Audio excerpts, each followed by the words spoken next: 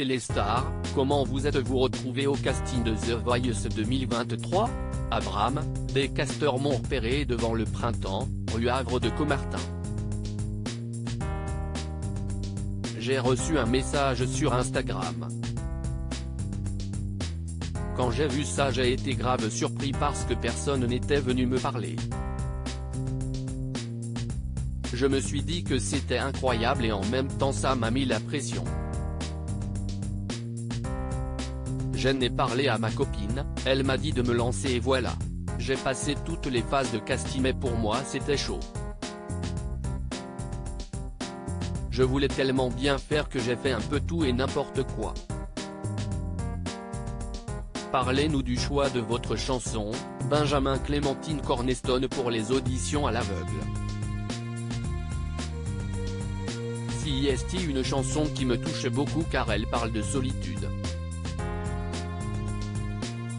Il y a beaucoup trop de gens touchés par ça. Les adolescents, les personnes âgées. J'ai un peu modifié les paroles pour qu'elles me collent vraiment à la peau. En fait, j'y ai été confronté moi-même dans ma construction personnelle et artistique. Je chante dans la rue et je me retrouve face à moi-même, avec mes responsabilités, mes peurs, mes doutes. L'émotion vous a gagné à la fin de votre prestation. Que s'est-il passé? J'ai pensé à tout ça justement, la rue ce n'est vraiment pas facile. J'ai pensé aux gens qui croient en moi et qui me soutiennent, à ma grand-mère qui ne m'a jamais vu chanter, à mon père qui était dans la salle aussi. J'avais beaucoup de pression et tout est remonté. J'ai un peu le syndrome de l'imposteur. En passant par la rue, je voulais me prouver que je ne suis pas un arriviste. Vous avez quitté votre vie confortable il y a un an pour chanter dans la rue. Quel a été le déclic?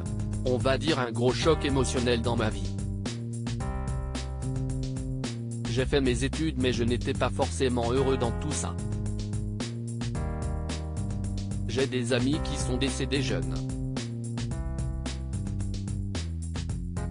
Je me suis dit que si je devais mourir demain, je ne voulais pas avoir passé ma vie derrière un bureau. Comment l'ont vécu vos proches?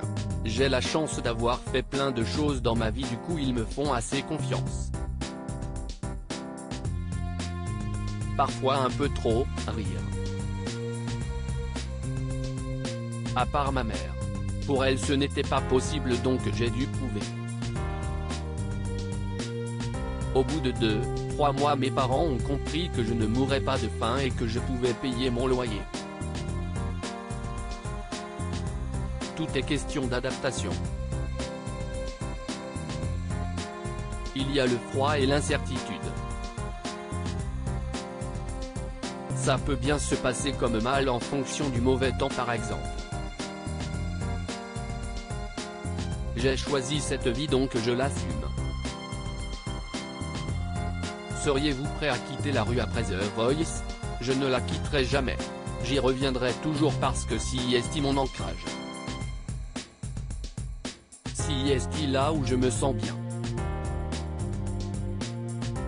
CIST loin des strass et des paillettes donc ça remet les pieds sur terre. C'était la première fois que votre père vous voyait chanter. Pourquoi ne lui avez-vous jamais partagé votre passion? L'occasion ne s'était jamais vraiment présentée. Il passe beaucoup de temps à l'étranger, en Côte d'Ivoire. J'ai profité de son retour pour lui faire la surprise. Quels ont été ses premiers mots pour vous ensuite? Pas grand-chose, rire. Il est resté longtemps touché et m'a dit bravo. Il a précisé que la jeunesse d'aujourd'hui avait du courage de s'exposer. Mon père est très pudique donc son regard m'a suffi. Vous vous aviez une idée en tête pour votre coach et vous avez choisi Amel Bent. En fait je voulais partir avec Zazie parce que je suis plus proche de son univers mais Amel a eu les mots. Elle a posé la bonne question à savoir, pourquoi ? Pourquoi je chante ? Et si est fort ? Si est toute la question de mon parcours. Qu'attendez-vous de cette aventure ? Tout est du bonus. Déjà ça va me permettre de faire de belles rencontres artistiques. Ensuite je veux porter mes projets donc j'espère que ce sera un tremplin accélérateur. Je reste humble malgré tout. Parfois j'ai peur que ça fasse beaucoup de bruit donc je prends de la distance avec ça.